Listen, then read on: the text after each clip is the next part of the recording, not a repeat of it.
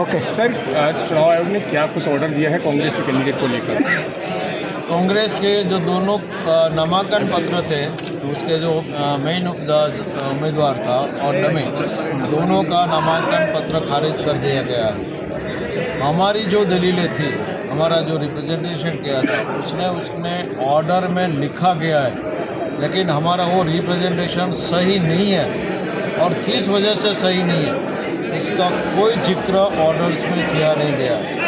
इसका मतलब है कि ऑर्डर्स बहुत भूल सस्टेनेबल नीचे करो। ये ऑर्डर्स को हम त्वरित कोर्ट में चैलेंज करेंगे। किन किन लोगों के खिलाफ तो इलेक्शन कमीशन और द कैंडिडेट। क्या इस पूरे मामले में, क्योंकि आप वकील भी हैं, क्या इस पूरे मामले में लगा आपको कि जिस तरह से फॉर्म रिजेक्ट हुआ है? ये हमारा जो कल से कहना है कि जिस वजह से घटना घट रही थी और हमारे जो 4 जो प्रपोजर्स है वो नैतिक ढंग से आए चले गए, फिर मिल नहीं रहे। पुलिस को कलेक्टर श्री ने सूचित किया था कि इन 4 लोगों को ढूंढ के उसके सामने ले आए। वो हमारे सामने बोला था, लेकिन फिर वो भी इस बात में आगे नहीं बढ़े। पुलिस ने किसी भी कार्रवाई नहीं की है 4 लोगों को ढूंढने के लिए। जो मेरा सगा बहनोई है वो भी मुझे नहीं मिल रहा है। इसका मतलब है कि कोई बहुत बड़ी साजिश है। भारतीय जनता पार्टी इस सीट पे हारने की देख रही थी, तक हो रही थी। जो उसका जो दावा था कि हम 26 से 26 सीटें 5 लाख मत से ज़्यादा जीतेंगे, वो शायद उसका ये दावा गलत होने जा रहा था।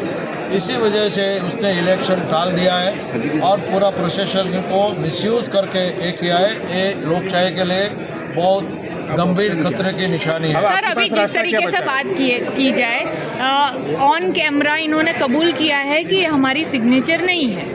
ऑन कैमरा झूठ बोला जा सकता है। सबसे ज़्यादा झूठ कोर्टों में बोला जाता, ऑन ओथ बोला जाता।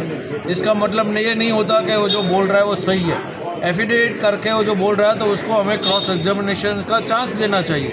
उसकी सिग्नेचर है कि नहीं, वो बता रहा है कि मेरी सिग्नेचर नहीं है, तो सिग्नेचर तो है, दोनों जगह सिग्नेचर है। एफिडेविट में भी सिग्नेचर है और नॉमिनेशन में भी। तो हैंड राइटिंग एक्सपर्ट का ओपिनियन क्यों लेने से डर रहे हो? हैंड राइटिंग एक्सपर्ट के ओपिनियन ले लो, चल जाएगा उसने सिग्नेचर किया कि नहीं किया। सर, वो बता रहे कि हमने सिग्नेचर नहीं किया। हमने 4 आदमी का एफिडेविट फाइल किया है और बताया कि चारों आदमी के सामने उसने इस नॉमिनेशन पेपर में उसने सिग्नेचर किया है।